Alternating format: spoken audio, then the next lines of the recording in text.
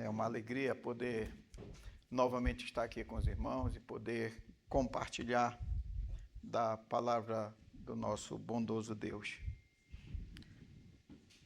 Nós vamos hoje, pela manhã, meditar nesse capítulo que o presbítero Tiago acabou de ler. Então eu peço que os irmãos mantenham a palavra de Deus aberta, segunda epístola de Pedro, neste capítulo de número 1.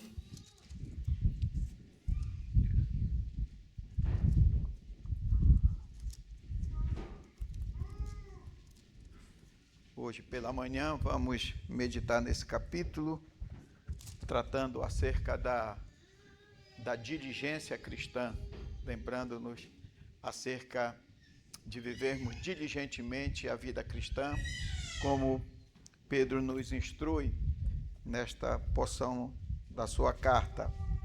Pela noite, se Deus assim permitir, nós vamos meditar no Salmo de número 81, onde, pela graça de Deus, trataremos sobre o culto e a adoração. Eu gostaria de reler uma parte, que é a parte que irei me deter, a partir do verso 3 até o verso 11, gostaria de ler novamente, segunda epístola de Pedro, capítulo 1, verso 3 ao verso 11, para que fique bem inculcada na nossa mente o texto sagrado.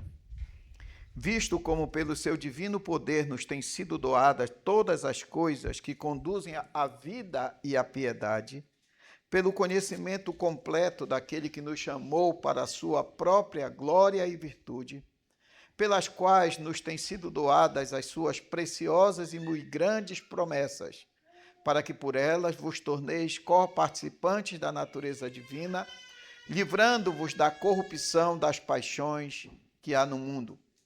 Por isso mesmo, reunindo toda a vossa diligência, associai com a vossa fé a virtude, com a virtude o conhecimento, com o conhecimento o domínio próprio, com o domínio próprio a perseverança, com a perseverança a piedade, com a piedade a fraternidade, com a fraternidade o amor.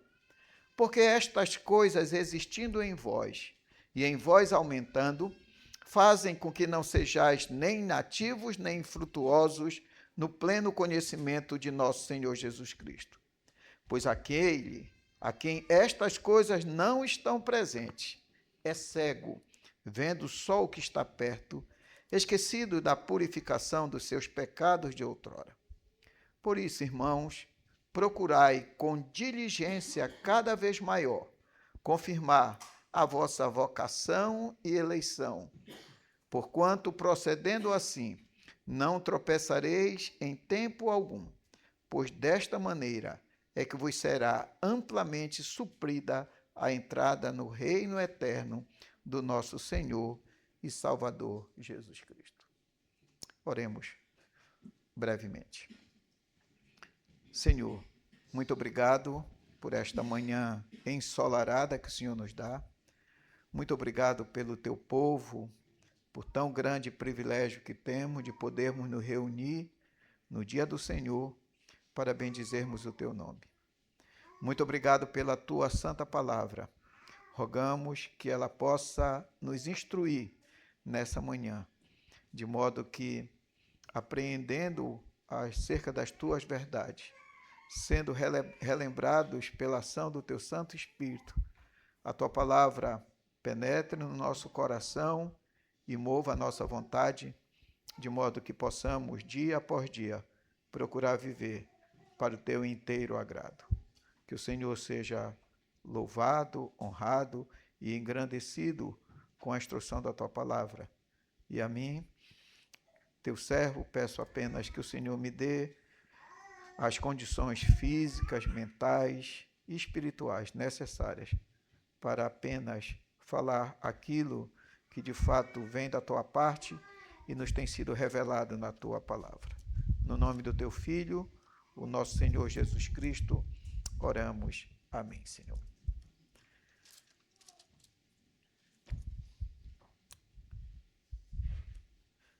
nós estamos aqui diante da segunda carta do apóstolo Pedro. Em ocasiões anteriores que eu estive aqui, eu pude meditar com os irmãos acerca da primeira epístola de Pedro.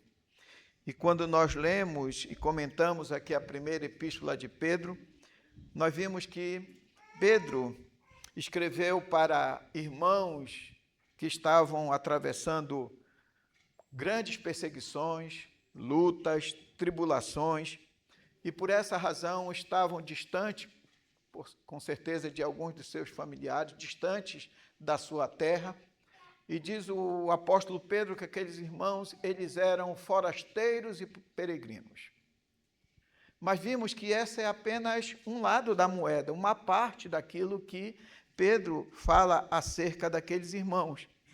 Vimos também que Pedro, ao falar daqueles irmãos, Pedro diz que aqueles irmãos, eles tinham sido resgatados pelo precioso sangue de Cristo, e uma vez chamados, eleitos pelo Senhor e resgatados, aqueles irmãos tinham sido regenerados, e uma vez regenerados, aqueles irmãos tinham se tornado raça eleita, sacerdócio santo, povo exclusivo de Deus.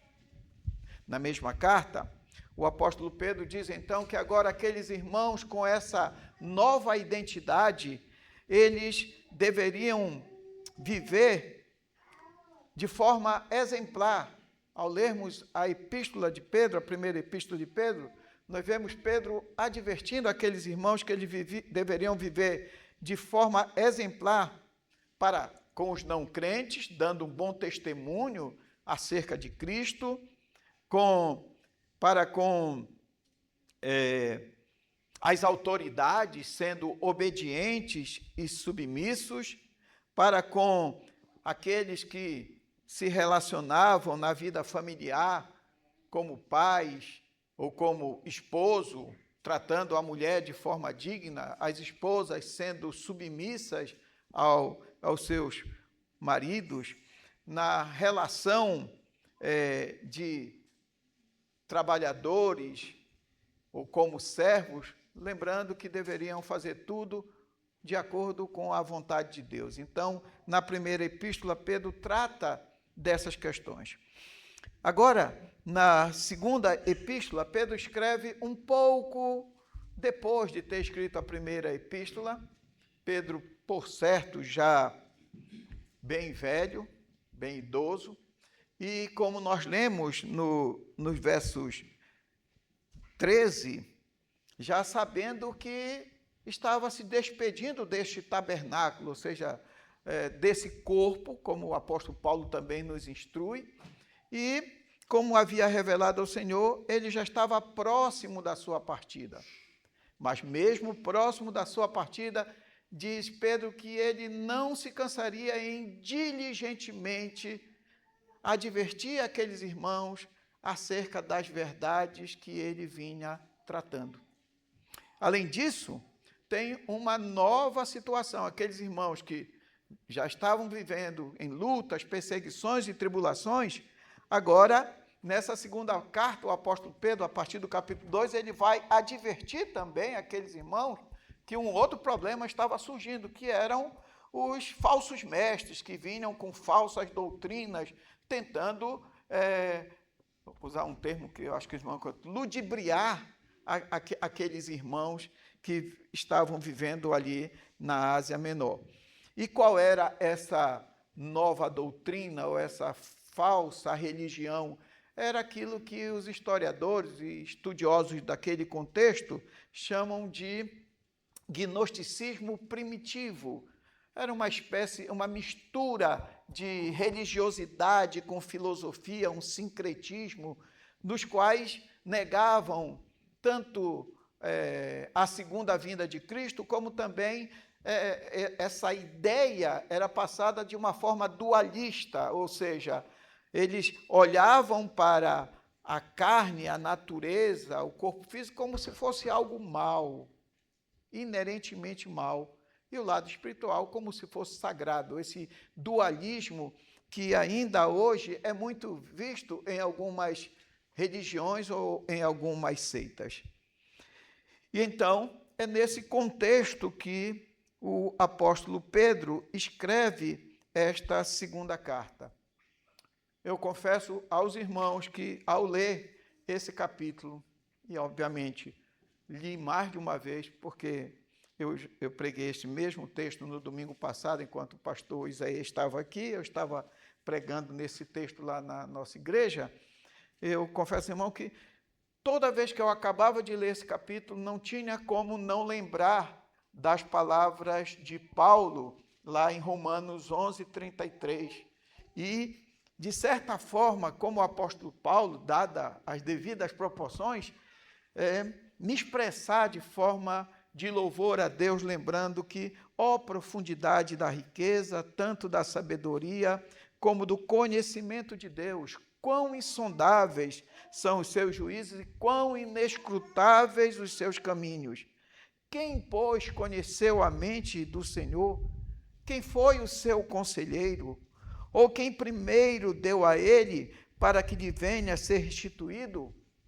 E diz o apóstolo Paulo, finalizando o seu louvor, porque dele, por meio dele e para ele são todas as coisas, a ele, pois, a glória eternamente.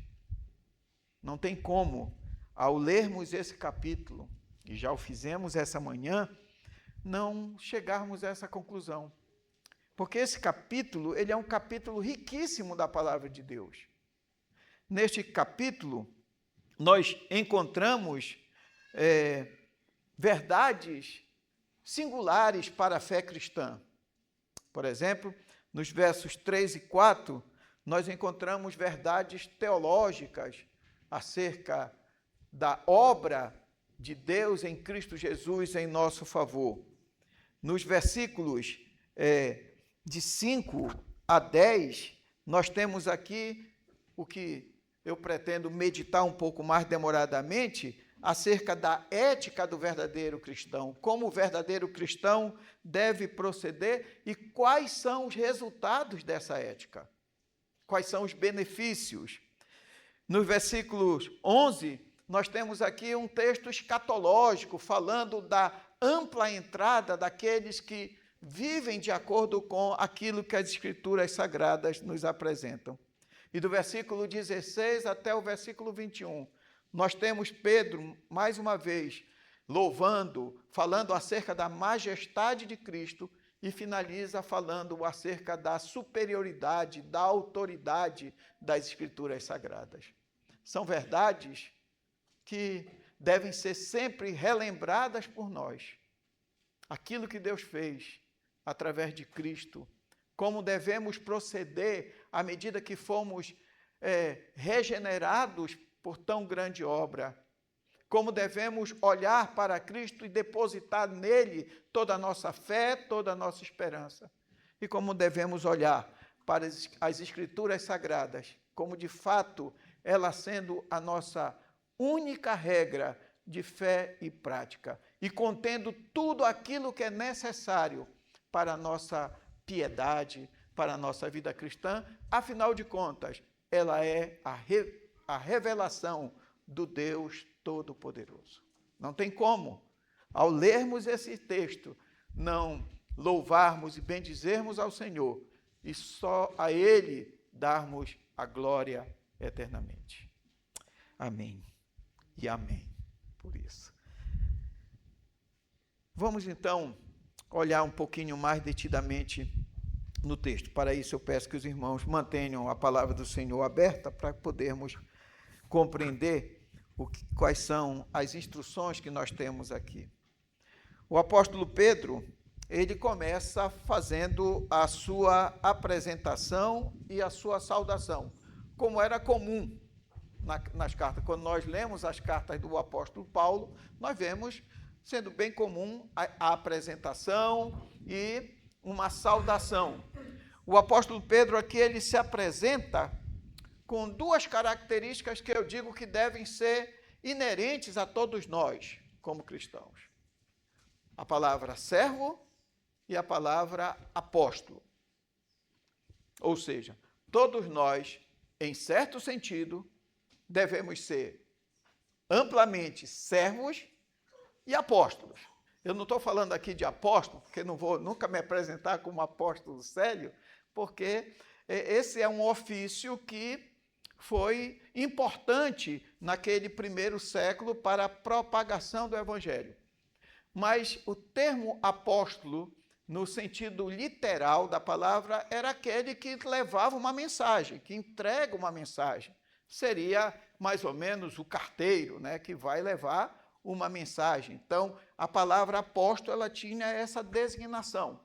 Então, neste sentido, eu diria que todos nós devemos procurar sermos servos de Cristo.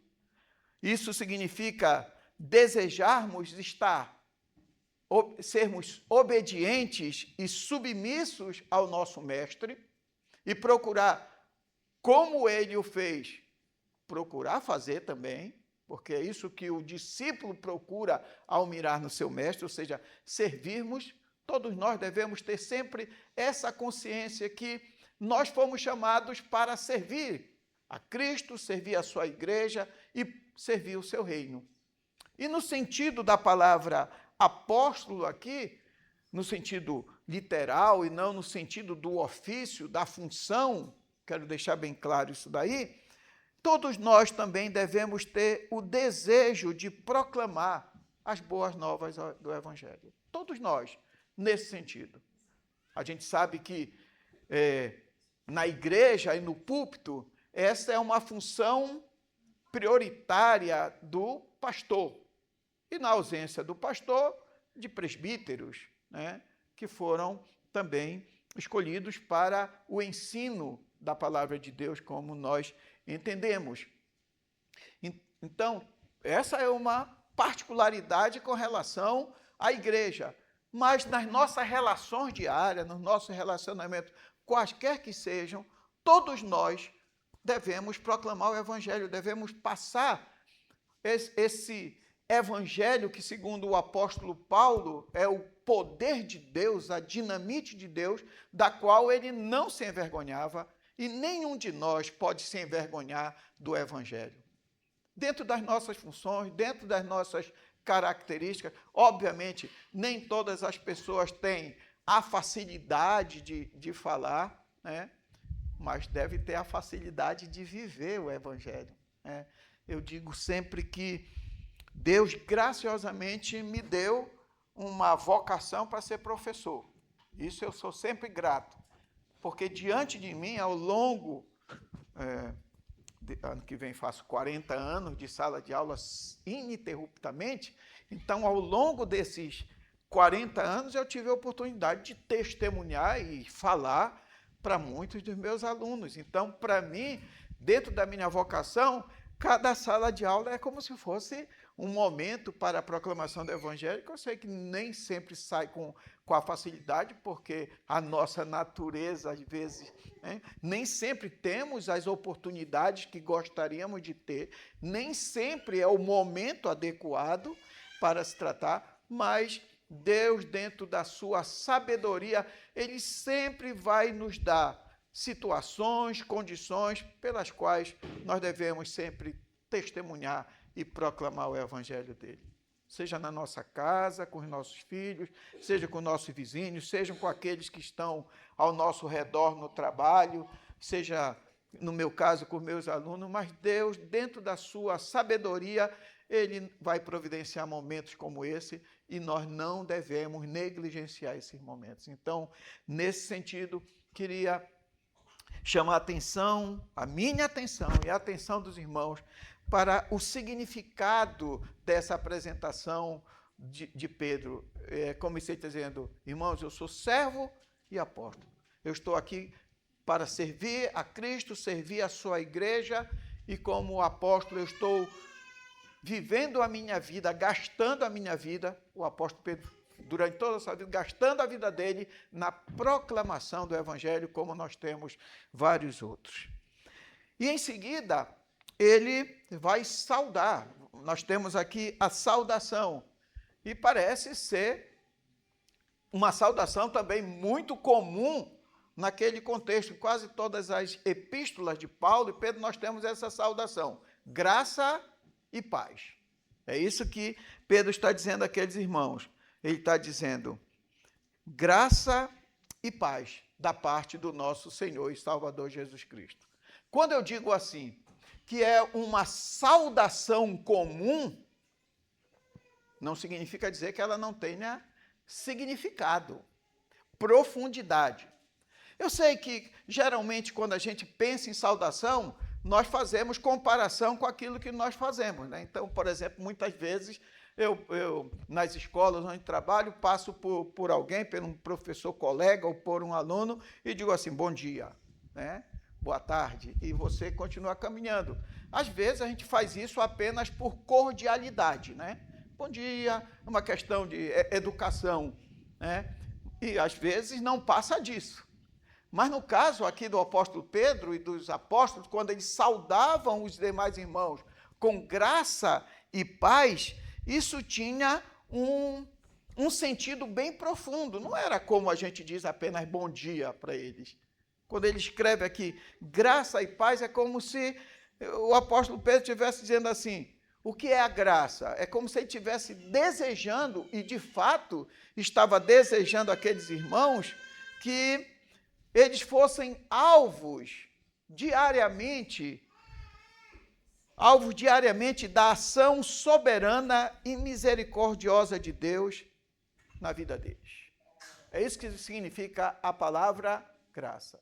É como se dia a dia nós, quando desejamos que um de nós, ou que nós tenhamos a graça que o apóstolo Paulo diz: a tua graça me basta, né? Como uma coisa bem profunda, né? É como se, quando nós saudarmos uns aos outros com a palavra graça, é o nosso desejo de que Deus, soberanamente, dia após dia, Ele seja misericordioso com cada um de nós. E nós sabemos da importância da misericórdia de Deus para as nossas vidas, né? Como diz o profeta Jeremias: é a causa de não sermos consumidos. E diz o profeta, diz que as misericórdias do Senhor, elas se renovam a cada manhã em nosso favor. Que coisa boa é podermos, como aqueles que foram alcançados pela graça de Cristo, amanhecer e lembrarmos e termos a nossa primeira lembrança à mente de que nós temos sido alvos da misericórdia de Deus e que naquela manhã que nós estamos acordando, a misericórdia dele, ela está sendo renovada em nosso favor. E se quisermos ampliar mais, é só lembrarmos do salmista, quando ele diz que as misericórdias do Senhor são eternas, elas não são temporárias, e elas se estendem além das nuvens. Que palavra maravilhosa é sermos saudados com a graça de Cristo. Mas Pedro não está falando apenas da graça, mas ele está falando de paz. E tem um significado importante, né? Paz. Porque o que é que, em momento de lutas, de tribulações, de sofrimento, a gente espera? Que tenhamos um momento de paz. Eu sempre digo aos meus alunos, e em qualquer lugar eu não tenho como tirar as vestes de professor, né? Então, isso Deus nos vocacionou para isso. Eu sempre digo aos alunos que uma das coisas que mais o mundo cria a expectativa é com essa questão da paz. Eles querem paz, né? Eu lembro a eles, por exemplo, que lá no final do século XIX, a Europa estava vivendo um período de grandes guerras, as chamadas guerras da reunificação. Um pouquinho de aula de geografia para as crianças aqui, né? Estavam tendo aquelas guerras. Foi nesse contexto que muitos italianos, alemães vieram para o Brasil fugindo das guerras. E quando terminou aquele período, o que é que eles esperavam? Agora vamos ter um período de paz. Eles queriam paz. Mas logo no início do século seguinte, 1914, nós vamos ter a Primeira Guerra Mundial. A paz que eles esperavam não vai vir. Termina a guerra em 1918 e agora o que é que eles pensam? Agora vem um período de paz. Veio a grande depressão econômica, né, dos anos 30, um período de crise profunda. Quando a crise ameniza, final dos anos 30, agora eles dizem, agora vamos ter paz. Vem a Segunda Guerra Mundial, 1939, 1945. Terminada a Segunda Guerra Mundial, o que é que eles dizem? Agora teremos paz.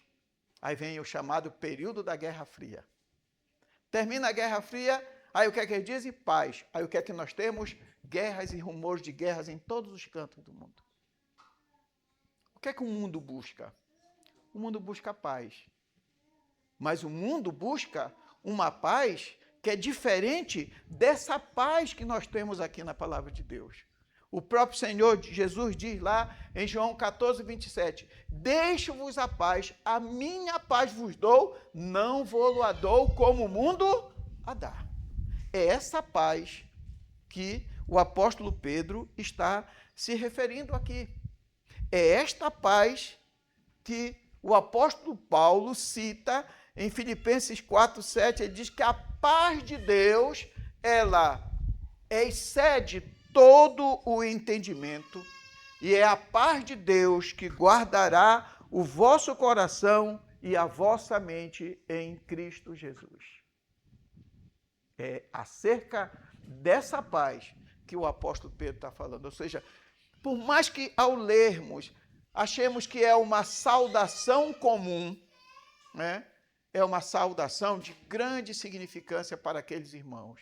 Era como o apóstolo Pedro estivesse dizendo, graça a vocês, meus irmãos, que a misericórdia do nosso Senhor Jesus Cristo se renove dia a dia na vida de vocês. Paz, meus irmãos, não essa paz que vocês podem esperar do mundo nesse momento de provação, de tribulação, mas a paz real, a paz verdadeira, a paz que excede todo o entendimento, a paz de Cristo, a paz que Cristo dá, não como dá o mundo.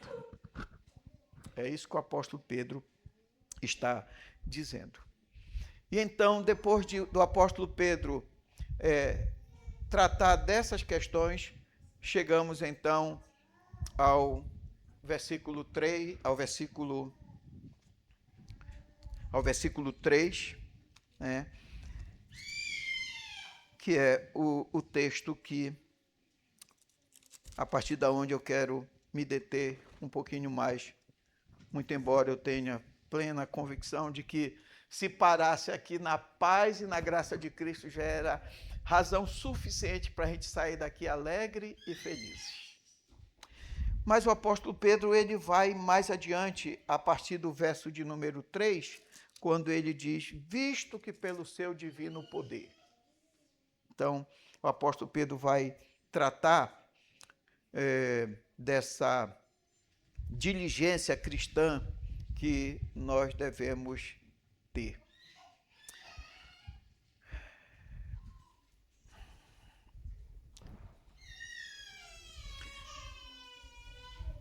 Antes de falar, e já que eu estou falando para irmãos que vivem no campo, eu lembro que quando eu era criança, mesmo criança lá nas minhas primeiras aulas de ciência, uma das coisas que eu aprendi era que a característica essencial dos seres vivos é o crescimento.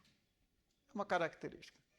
Você planta a semente, espera o tempo, quando a semente, a planta germina, o que é que você espera? Que ela cresça.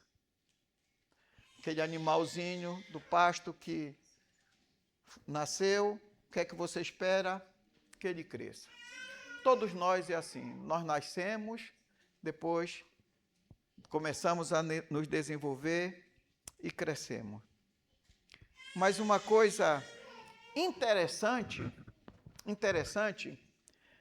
é que eu não sei aqui a vida no campo, talvez seja um pouco diferente, mas na cidade, praticamente, a gente não percebe esse crescimento, a gente não vê esse crescimento, assim, naturalmente. Então, por exemplo, minhas filhas nasceram, foram crescendo, e eu não percebia aquele crescimento, aí chegava alguém e dizia assim, olha, a Larissa está tão grande.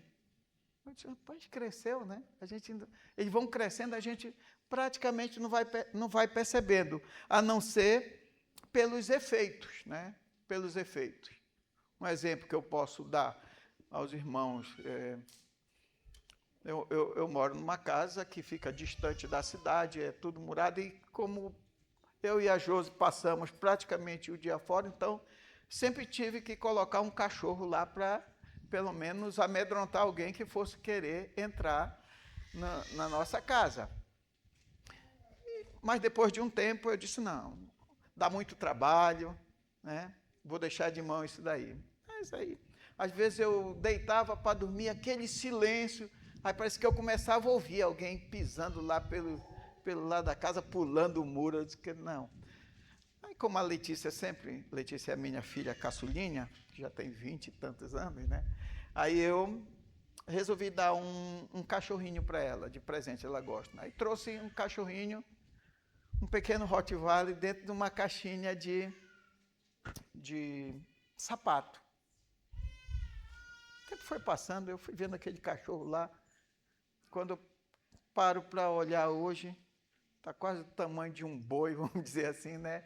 E amedrontando todo mundo que encosta, e a gente para assim, diz, rapaz, eu não percebi o crescimento desse cachorro, mas pelo latido dele, agora eu percebo que ele agora é um cachorro adulto, está pronto para dar segurança na minha casa. Então, é assim, a gente não percebe esse desenvolvimento, esse crescimento, a não ser quando a gente vê os efeitos desse crescimento.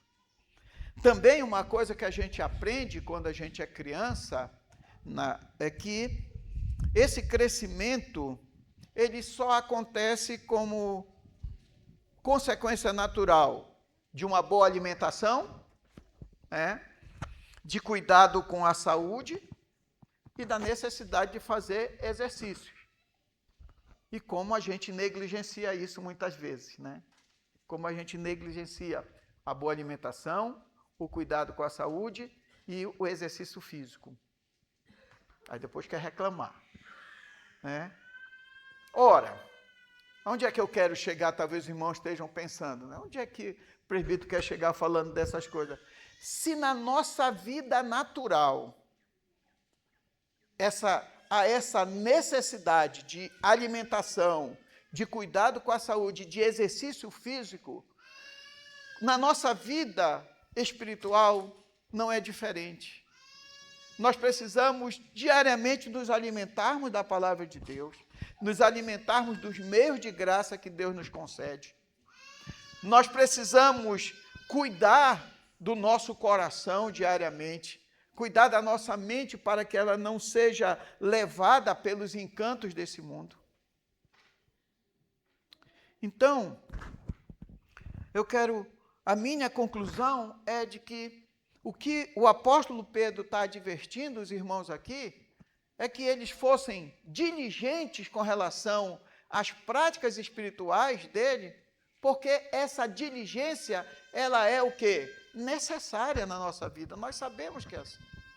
Nós sabemos que alguns de nós somos mais diligentes, outros menos diligentes, com tantas coisas da nossa vida, né? Tanto na nossa vida secular, às vezes alguém é mais diligente no trabalho, outro menos diligente no trabalho, né? Como também na nossa vida devocional. Às vezes alguns são mais diligentes de dia por dia fazerem sua devocional, leem a Bíblia, adorarem a Deus, outros menos diligentes nisso daí. Então, quando eu penso nesse tema, eu quero dizer aos irmãos, aqueles que têm sido diligentes, a advertência de Pedro é estimular, animar a que continuem sendo diligentes, continuem crescendo na diligência cristã. Aqueles que têm sido negligentes com relação a essa diligência, a advertência de Pedro é: comece a ser diligente, se disponha a ser diligente. Mas a diligência é uma coisa importante. Tanto é que o próprio apóstolo Pedro, ele, no versículos 13 em diante, que nós lemos agora há pouco, aliás, a partir do versículo 12 do capítulo 1, ele diz assim: por esta razão sempre estarei pronto, prontidão, né? Está sempre pronto. Sempre estarei pronto, lembrados acerca dessas coisas, embora estejais certos da verdade já presente convosco e nela confirmados. Aí no versículo 14 ele vai dizer assim: certo que estou prestes a deixar o meu tabernáculo, como efetivamente nosso Senhor Jesus Cristo me revelou, mas de minha parte esforçar-me-ei o quê? Esforçar-me-ei diligentemente por fazer que a todo tempo, mesmo depois da minha partida, conserveis lembrança de tudo. O pastor Isaías chama de pequenas crianças, né?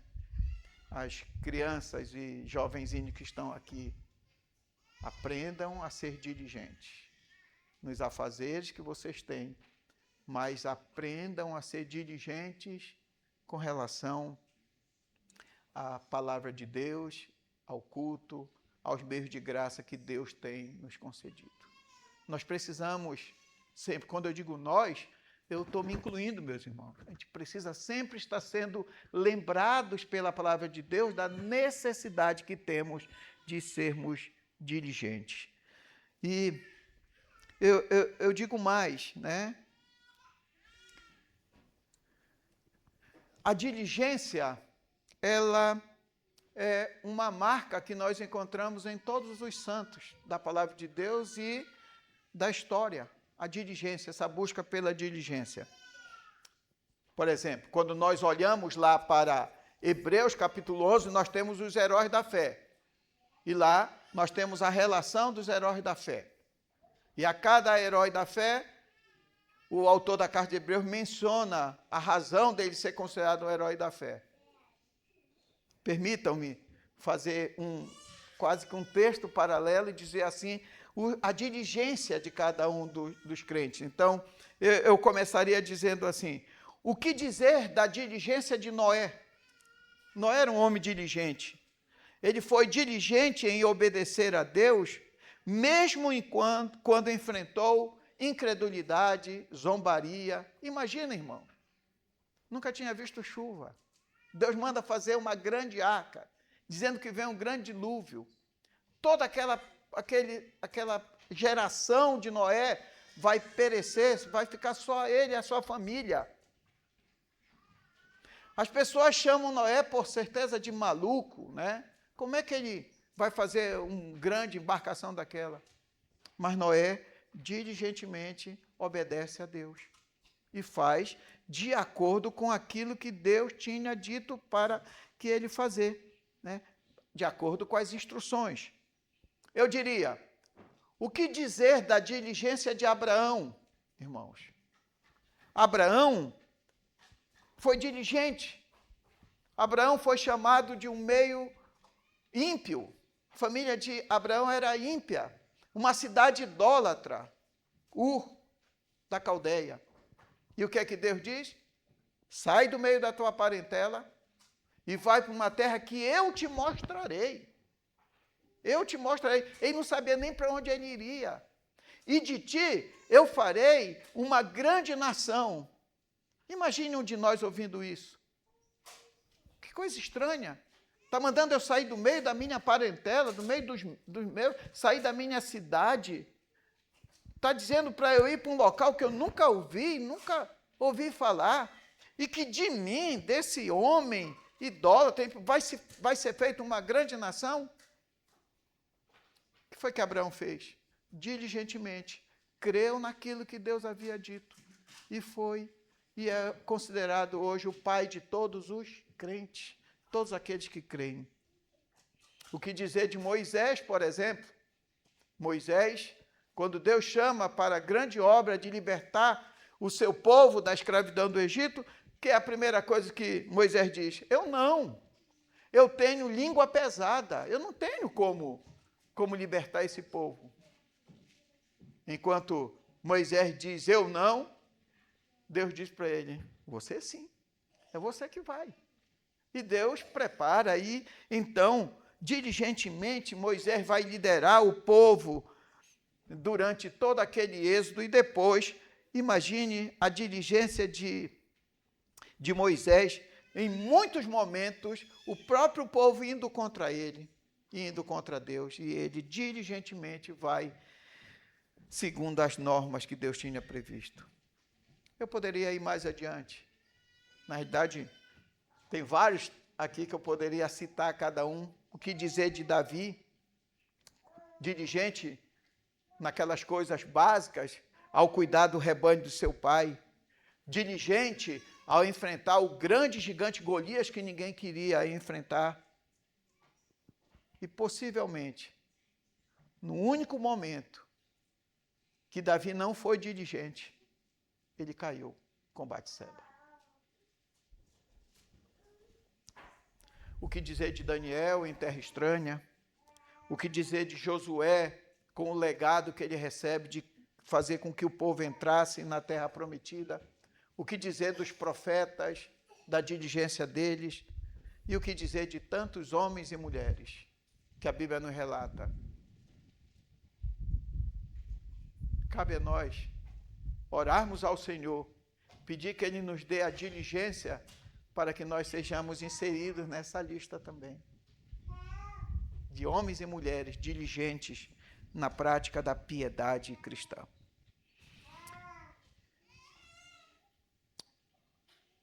Eu gostaria de ir avançando no texto sagrado que nós temos na nossa meditação, responder, irmãos, então, a 3 perguntas que o texto vai nos ajudar a entender. 3 perguntas básicas. A primeira pergunta é: o que é que nos motiva à diligência?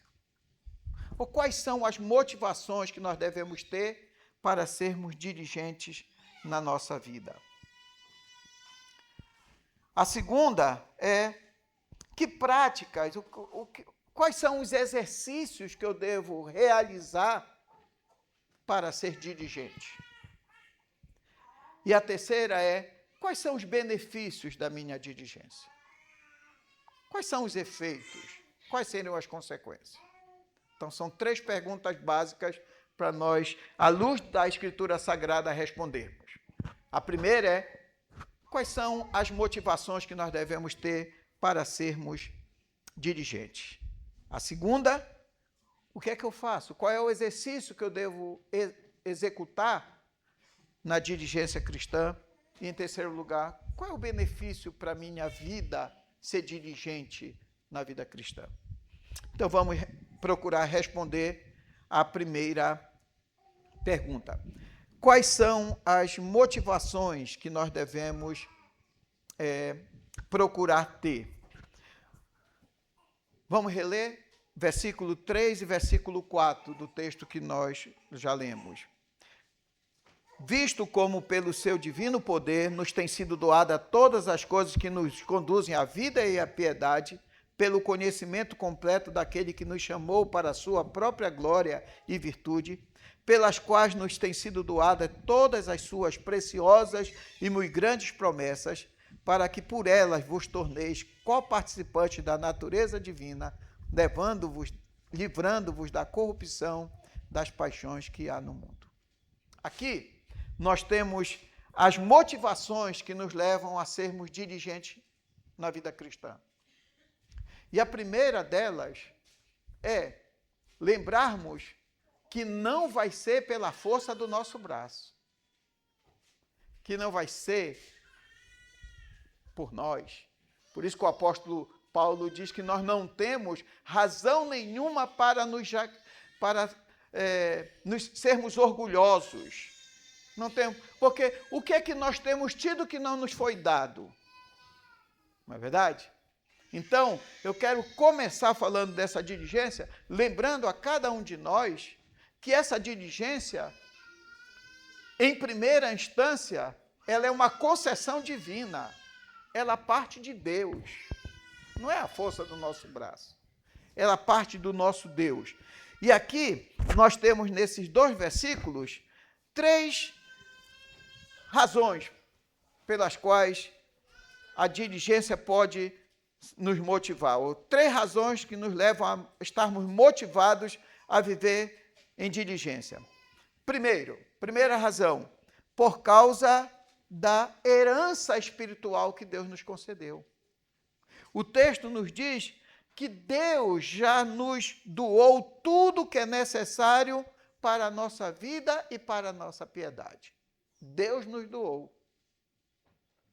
Ou seja, Deus já nos tem dado tudo aquilo que é necessário para o nosso progresso espiritual.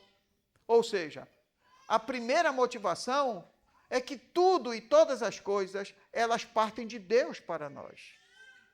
Deus nos tem dado o seu Filho, o nosso Senhor Jesus Cristo, nos livrando dos nossos pecados. Deus tem nos dado o seu Santo Espírito, que testifica no nosso coração acerca das suas verdades.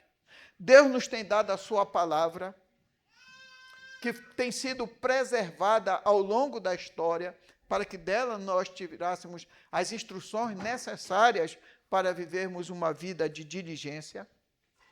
Deus tem nos dado tudo. Deus tem nos dado os meios de graça. Deus nos tem dado a igreja, Deus nos tem dado o culto, Deus nos tem dado a palavra, Deus nos tem concedido o privilégio de falarmos com Ele através da oração.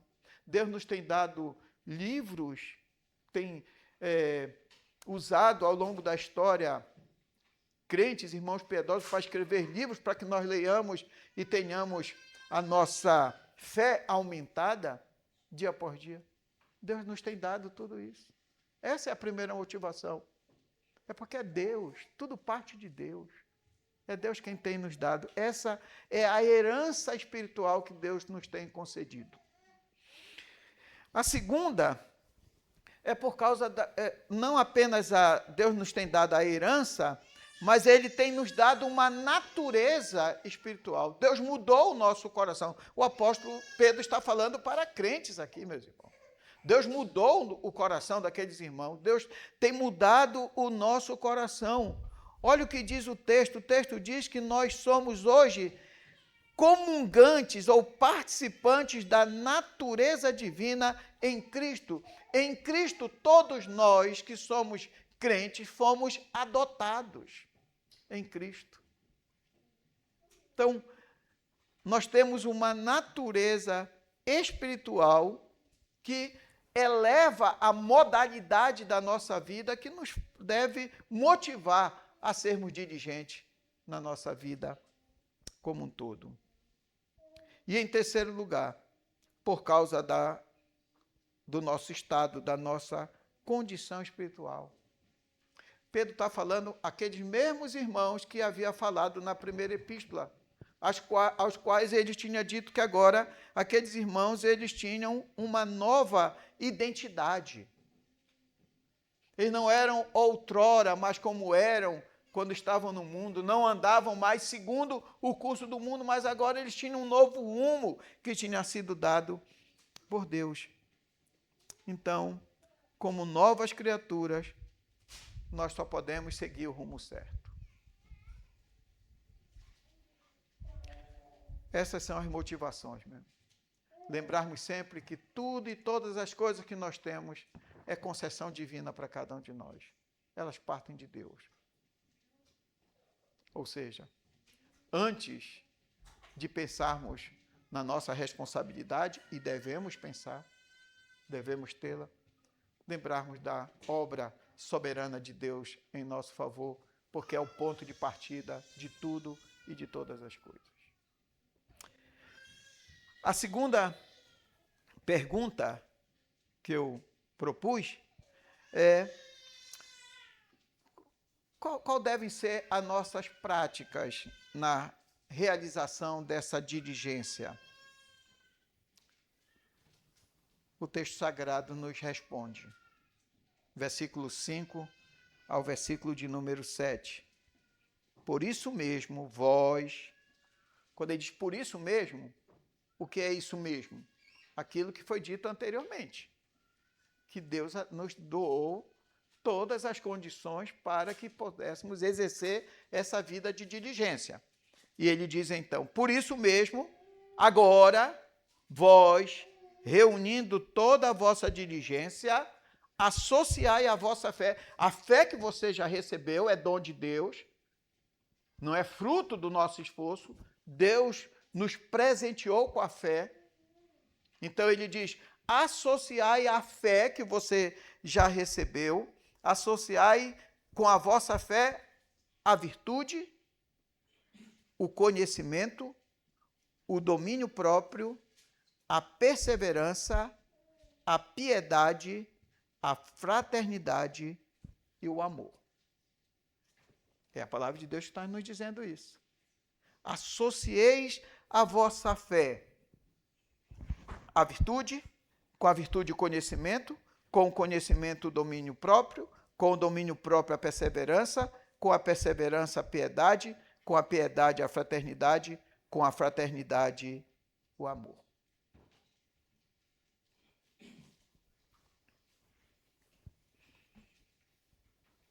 Olhando para o meu coração, olhando para a vida da igreja ao longo da história, eu sempre digo assim que quando nós olhamos para um texto como esse que aponta para a nossa responsabilidade, para a necessidade de sermos diligentes, nós muitas vezes temos com alguns obstáculos.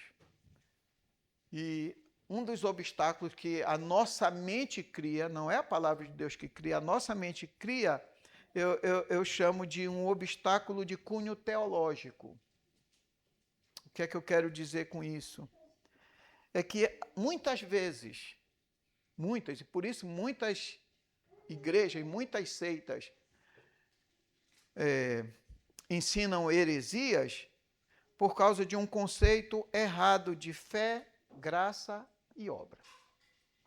Muitas igrejas e muitas pessoas olham para a fé como se fosse apenas algo místico, mágico.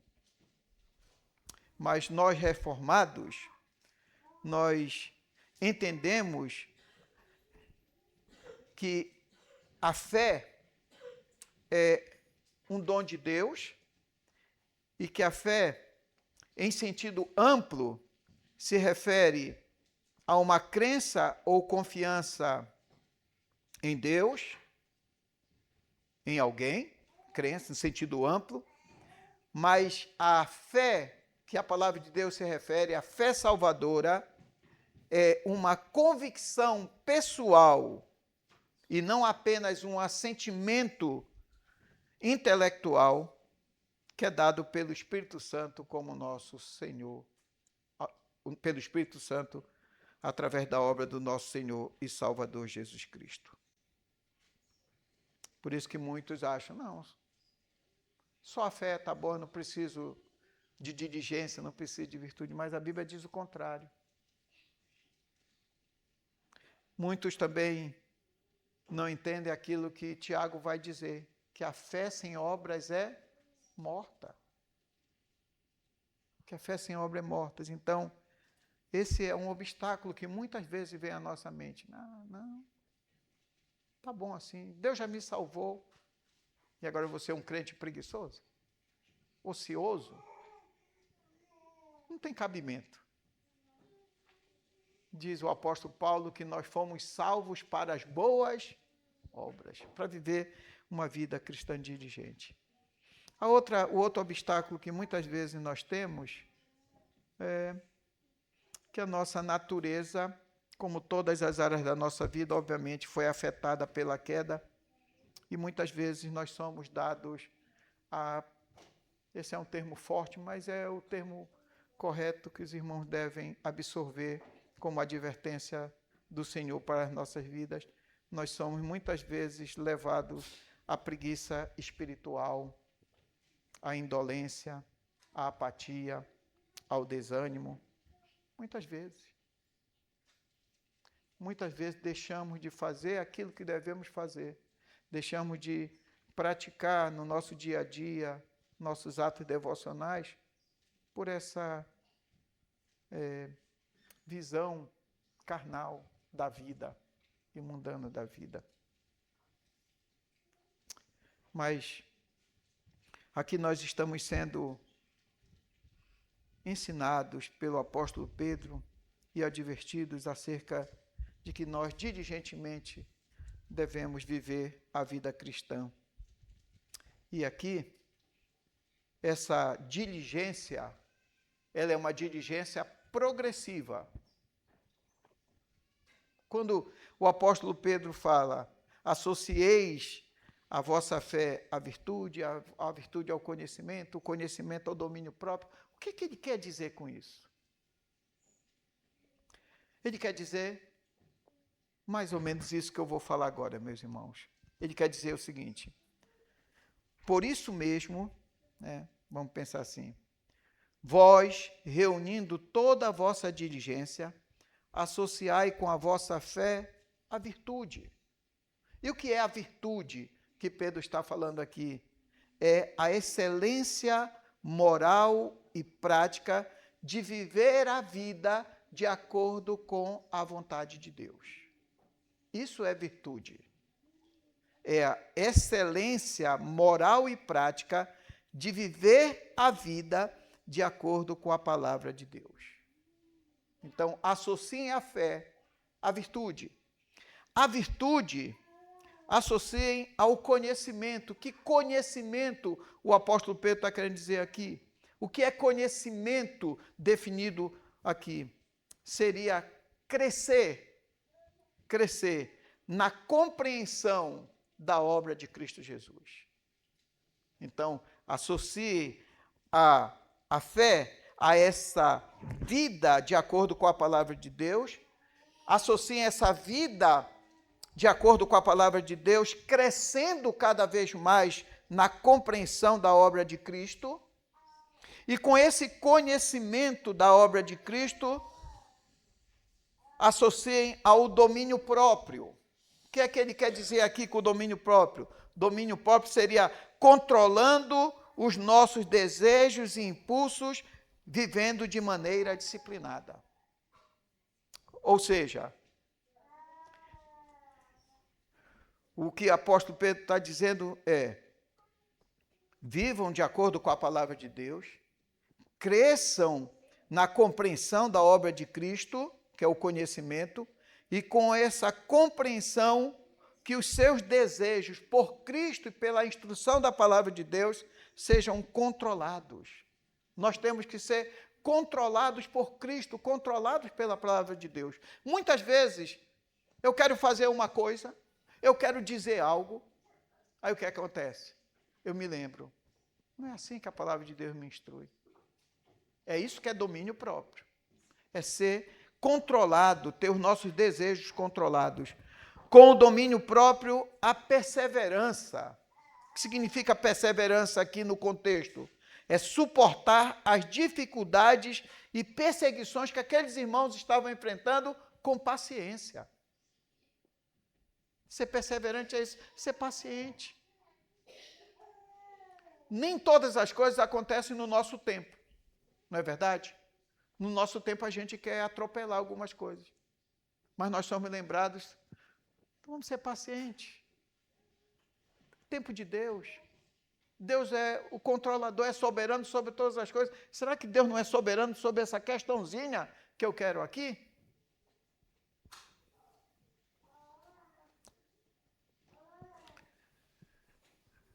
Com a perseverança, a piedade.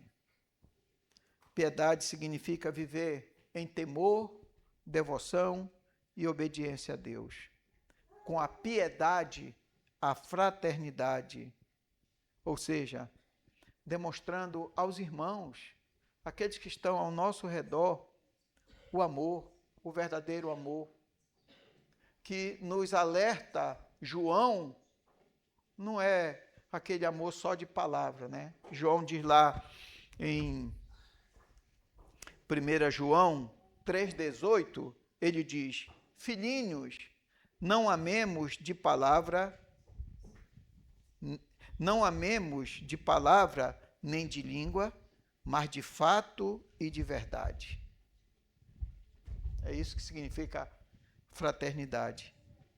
E com fraternidade, ele conclui, o amor. Ou seja, amando a todos. E esse amando a todos, talvez seja a parte mais difícil. Porque amando a todos, de acordo com o Senhor Jesus, inclui inclusive quem? Os nossos inimigos. Orando por eles. Meus irmãos, como é que vamos viver diligentemente? A resposta da palavra de Deus é reunindo toda a nossa diligência, associando a fé, à virtude, ao conhecimento, ao domínio próprio, à perseverança, à piedade, à fraternidade e o amor. Se você me perguntar, é fácil? Eu vou dizer, não é fácil. Mas se você me disser, é possível? É. Por que é possível? Porque é o que nós lemos anteriormente. Deus já nos dotou de todas essas coisas. Deus é Deus. É possível. É Deus agindo em nós através do seu Santo Espírito para que sejamos diligentes. Respondendo à última pergunta. No final do versículo 8, o apóstolo Pedro diz assim: porque estas coisas existindo em vós e em vós aumentando. Aí ele vai dizer os efeitos. Quais são os efeitos dessa vida de diligência espiritual? Novamente leremos o texto sagrado, a partir do versículo 8. Porque estas coisas existindo em vós e em vós aumentando, fazem com que não sejais nem inativos, nem infrutuosos no pleno conhecimento do nosso Senhor Jesus Cristo. Pois aquele a quem estas coisas estão presentes, pois aquele a quem estas coisas não estão presentes é cego, vendo só o que está perto, esquecido da purificação dos seus pecados de outrora.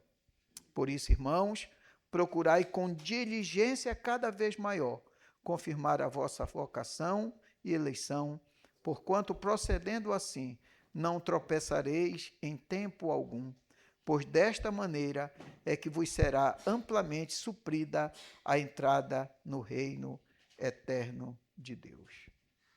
Quais são os efeitos dessa vida diligente? É interessante que o apóstolo Pedro ele não responde a essa pergunta falando de forma positiva. Ele responde a essa pergunta olhando para o aspecto negativo. O que é que ele diz? Ele diz assim: pois aqueles a quem estas coisas não estão presentes, ou seja, aqueles que não são diligentes, aqueles que não usam dessa prática da diligência que ele relaciona aqui. Ele diz, porque a esse que essas coisas não estão presentes, ele diz, eles são inativos, infrutuosos, cegos e míopes. Ou seja, olhando de uma outra perspectiva, é como se ele dissesse assim: se nós formos diligentes, nós não vamos ser inativos, infrutuosos, cegos e míopes. Pelo contrário, nós vamos ser úteis. Úteis à promoção do reino de Deus. Úteis à promoção do reino do nosso Senhor e Salvador Jesus Cristo. Inativos seriam aqueles que não contribuem, não somam em nada. Como presbítero, quero dizer aos irmãos, não sejam inativos, não sejam infrutuosos, estejam sempre dispostos a servir, se apresentem para servir. O crente, como um soldado de Cristo, ele tem que estar sempre de prontidão para o serviço. Se apresenta. Aqui é uma congregação mediana, mas assim, numa igreja com 300, 400 pessoas, e lá na nossa igreja, em torno de quase 300 pessoas, eu digo, não seja da periferia da igreja. Não seja aquele que vem, senta no culto, acabou, como se fosse uma coisa de só menos, foi embora. Não. Venha sempre com o desejo de servir. Esteja sempre de prontidão. Queira ser útil na promoção do reino. Queira ser útil à igreja. Queira ser útil aos irmãos. Essa é a advertência. Se apresente. A gente tem um conceito de utilidade, às vezes, equivocado na igreja, né? Só é útil quem prega, só é útil quem toca, só é útil quem ajeita o som. Nós podemos ser úteis de várias maneiras dentro da igreja de Cristo. Útil sendo frequente na oração, intercedendo uns pelos outros. Útil em convidar pessoas para vir para a igreja. Útil em testemunhar no seu trabalho, porque você testemunhando no seu trabalho, as pessoas vão dizer assim, esse camarada é um crente. Qual é a igreja desse camarada? Onde é que ele tem aprendido a ser dessa forma? É lá na congregação Boas Novas. Então, ele está sendo útil à promoção do reino. Não sejamos cegos ou míopes, enxergando as coisas embaçadas. Leiamos, cresçamos na palavra do Senhor. O texto também nos diz que ele diz assim, pois aqueles a quem estas coisas não estão presentes é cego, vendo só o que está perto, esquecido da purificação dos seus pecados. Por isso, irmãos, procurai com diligência cada vez maior confirmar a vossa eleição. E aqui esse confirmar a vossa eleição e vocação, não é que essas coisas que eu mencionei aqui, essas virtudes, elas nos levam à salvação. Não é isso que Pedro diz, e a Bíblia não diz isso. Mas elas são o quê? Consequência de uma vida que foi salva.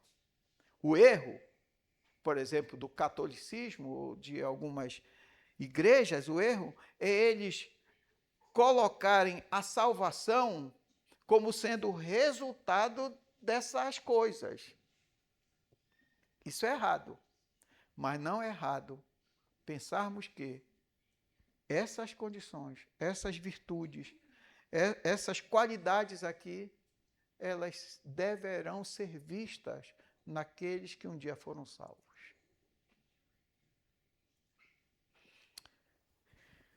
E para encerrar, o texto diz que aqueles que vivem de forma diligente, elas serão felizes.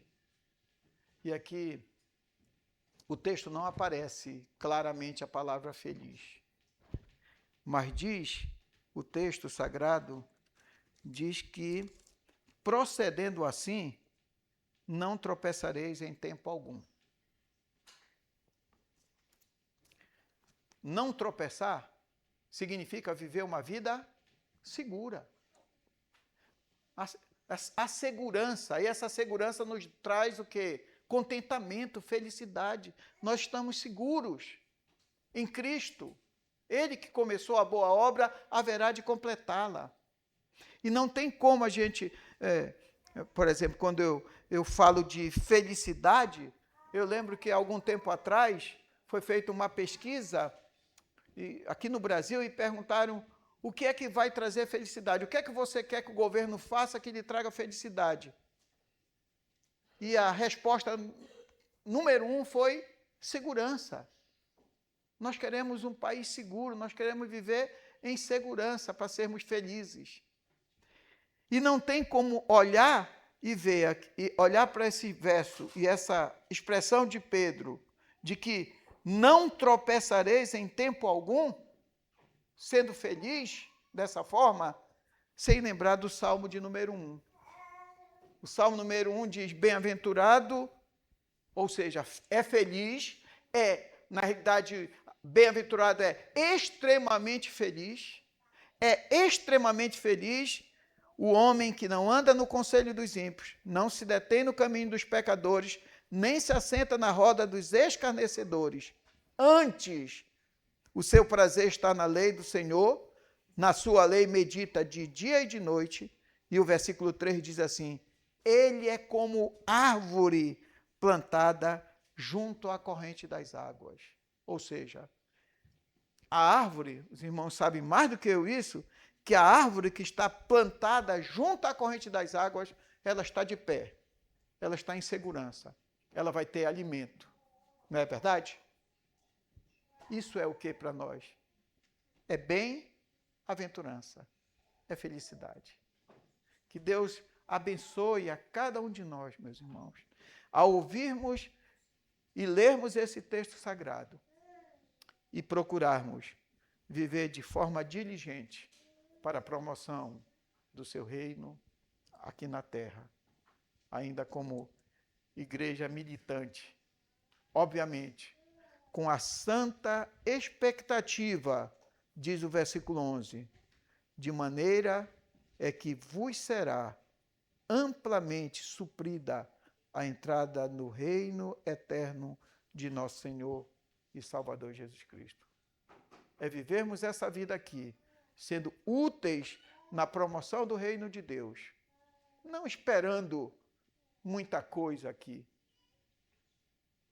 muito embora Deus nos conceda, mas com a expectativa de um dia deixarmos de ser dessa igreja militante e passarmos à igreja triunfante. Que Deus nos abençoe. Amém. Oremos.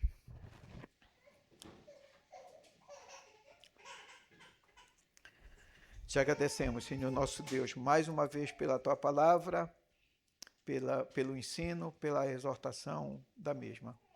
Rogando ao Senhor que, através do Teu Santo Espírito, inculque essas verdades na nossa mente, da nossa mente ela desça até o nosso coração e mova a nossa vontade, de modo que venhamos em tudo e em todas as coisas darmos glória a Ti. Em nome de Jesus, o Teu Filho amado, é que Te agradecemos. No nome dEle também, rogamos pelo perdão das nossas faltas e por tantas vezes sermos negligentes nos nossos afazeres espirituais. Rogamos a Tua misericórdia em nosso favor. Amém, Senhor. Palavra 1.